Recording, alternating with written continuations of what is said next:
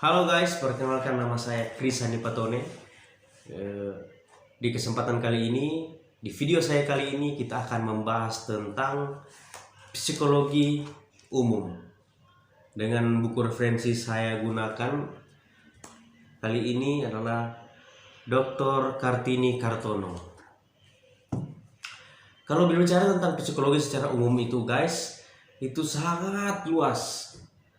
Tapi pada saat ini di video saya ini saya akan membahas tentang macam-macam tingkah laku. Saksikan terus video saya sampai selesai dan jangan lupa tekan tombol like, subscribe dan jangan lupa di-share video saya guys.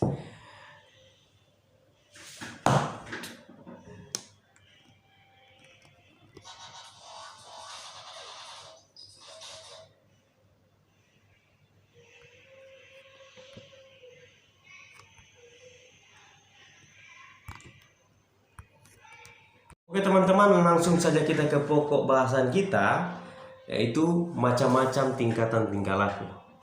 Nah, seperti kita ketahui di dunia kita ini ada begitu banyak dipenuhi dengan macam-macam kejadian dan tingkah laku. Baik dari tanaman, binatang dan manusia. Nah, di antara macam-macam tingkah laku tanaman, binatang dan manusia itu beraneka ragam, tetapi ada yang mirip satu sama lain. Akan tetapi pada umumnya berbagai perilaku itu dibedakan dengan tingkatan. Jadi ada tingkatannya. Karena itu orang membedakan bentuk tingkah laku tersebut dalam 5 tingkatan atau 5 niveau. Tingkatan yang pertama, nivea anorganis.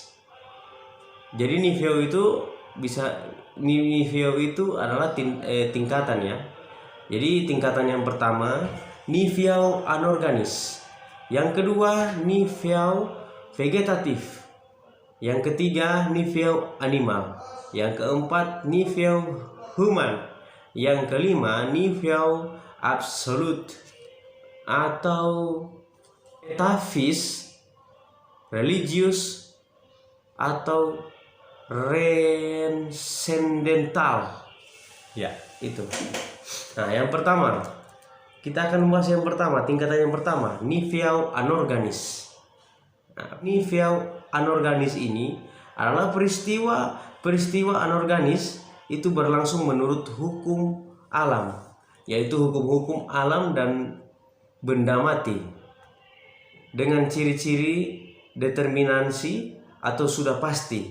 Jadi dengan ciri-ciri determinansi atau sudah pasti. Misalnya sepotong besi atau buah mangga akan jatuh di bawah menurut hukum percepatan gerak beraturan.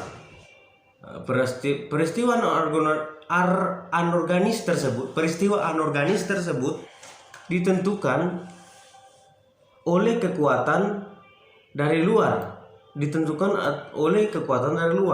Pada umumnya peristiwa tersebut bisa diperhitungkan dengan sangat teliti dan eksak. Nah, yang kedua, nivea vegetatif. Nah, pada peristiwa ini ada proses pertumbuhan dan kehidupan terdapat pada tumbuh-tumbuhan.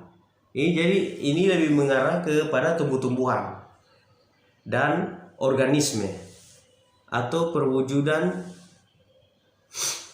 yang hidup.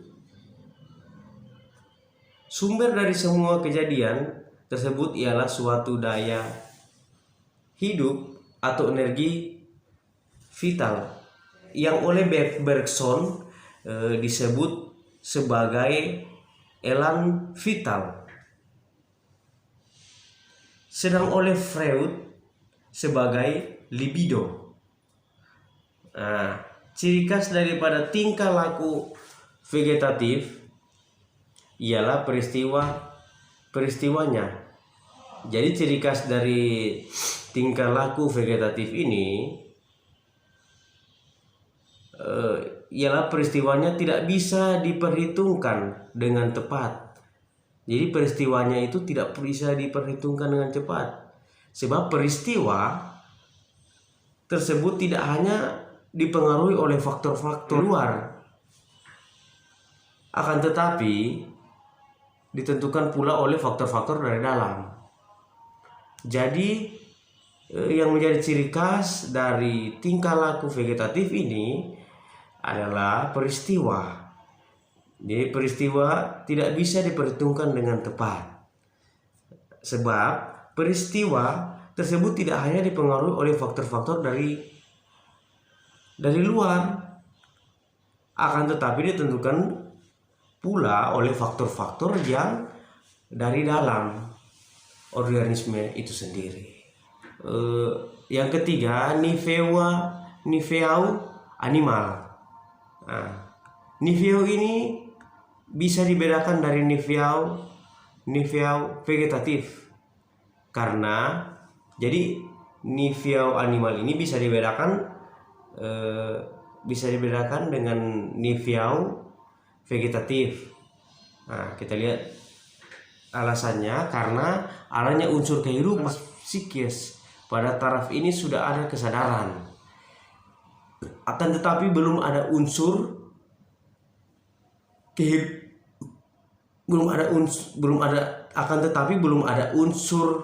kesadaran diri. Oleh karena itu belum ada kemampuan akal budi atau insight, serta belum ada kesanggupan untuk merancangkan sesuatu bagi masa depan. Tingkatan yang keempat, nifeau humans atau manusiawi.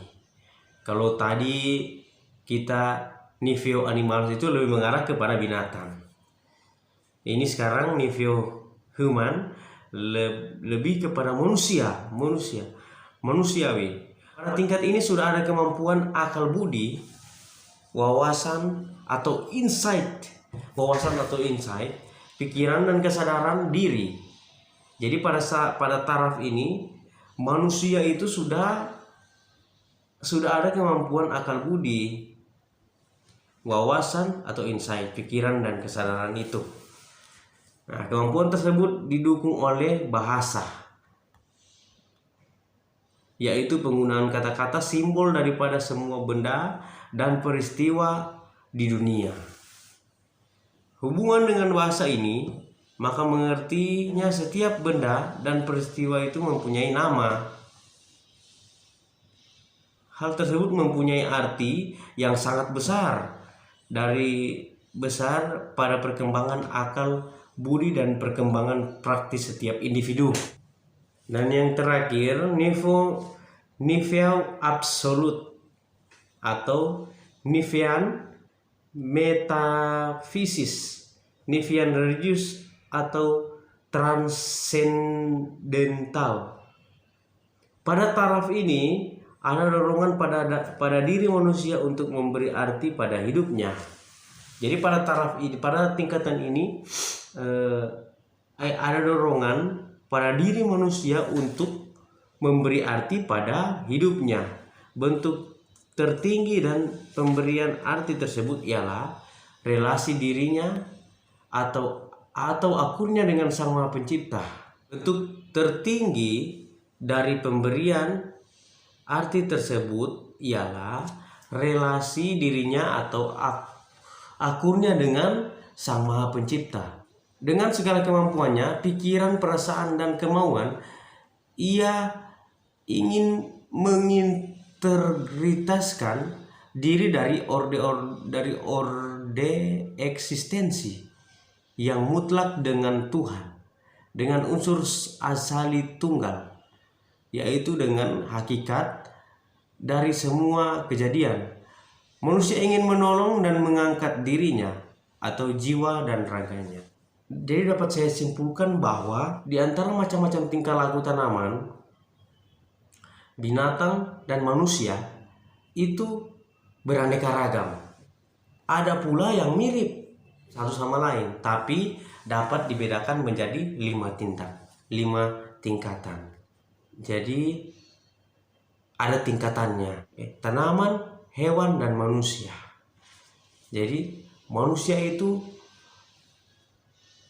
berbeda dengan hewan, dengan tanaman. Begitu juga hewan berbeda dengan tanaman. Tapi sama-sama bertumbuh. Sama-sama ada tingkah lakunya. Tapi berbeda tingkatannya. Ya, sekian dari saya. Saya Krisandi Patone. Terima kasih karena sudah mau menonton video saya. Jangan lupa tekan tombol like dan subscribe. Oke. Terima kasih.